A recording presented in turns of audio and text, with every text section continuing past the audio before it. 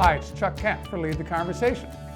I'm here today with Bonnie Massa, president of Massa and Company, and also recent past president of the Chicago AMA.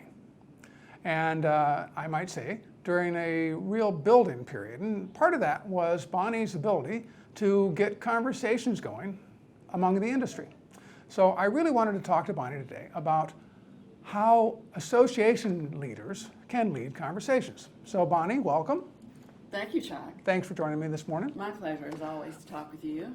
Well, and full disclosure, I've had the pleasure of working with you as a volunteer at the Chicago AMA on programming, and some of that revolved around conversations. Mm-hmm.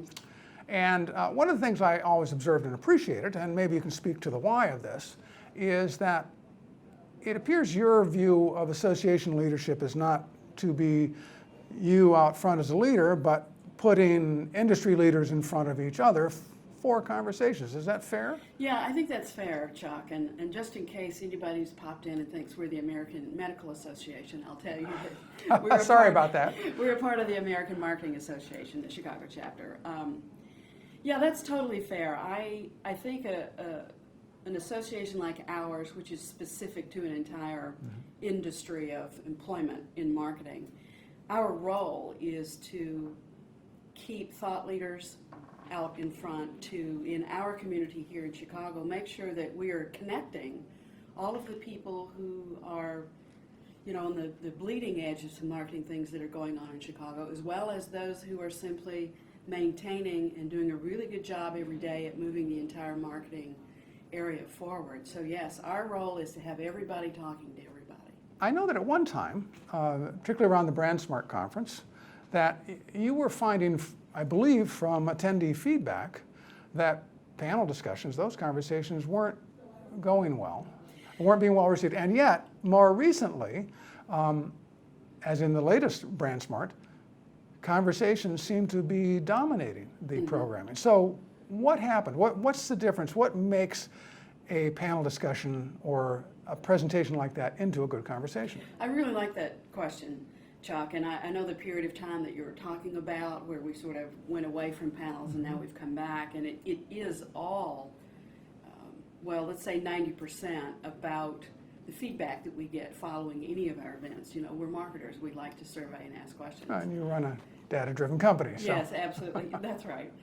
Yes, what we found over the years regarding panels, whether it's BrandSmart or some of the smaller ones, that, you know, what really matters the most is the moderator. And if the moderator is unable to harness that conversation among 3 or 4 different perspectives and kind of have everybody stay on point, then panels can be a problem.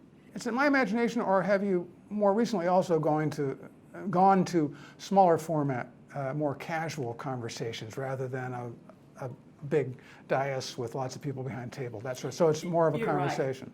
Right. As we interview new members who come on and say to them, why have you joined us? What do you want out of AMA Chicago? One of 2 things that they'll tell us is, I need to build my network. And the second thing they say is, I need to learn. I want to stay on top of what's going on out there. Well, that's about conversation. You don't have to sit in a room with somebody at the front of the room for an hour listening. We've got a lot to learn from each other. So we took that leading the conversation idea into a smaller 6 people at a table and put it at Connect, so we could do 2 things. You can meet a network, build your network of people, and do it at a table of 6 or 7 people where there's an expert at the table on a topic, but then everybody gets to share what they know about the topic. What do you see as opportunities to extend these conversations beyond the live events? I mean, Andy Cristodina, who's presented, has this wonderful saying, it's never waste a conversation. Do you envision ways, or have you seen other associations through video or other means extend the life of these conversations? I think it's about jumping from live conversation to taking it online and extending it, and then the next time you all see each other live, you can do it again. What kind of opportunities do you see for associations to lead conversations that expose it to the larger business community and involve the larger business community? I think every association or even a company is really needs to be out in front of where they think everybody is. Right. So, yes, the chapter tries to bring in people who are outside the marketing mainstream. I mean, we had an event in March that we did with IIT School of Design. Mm-hmm.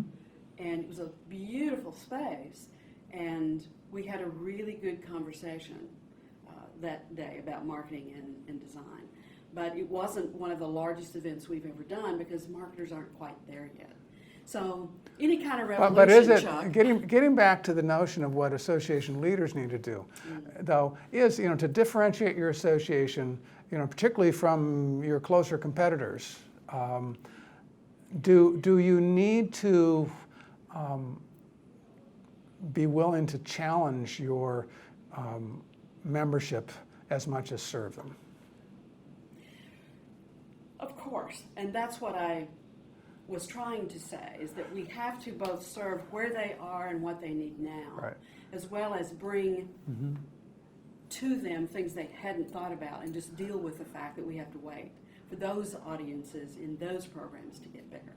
But I think leadership of any kind, association or not, leadership of any kind that doesn't include a thought nobody's had before isn't really serving the organization.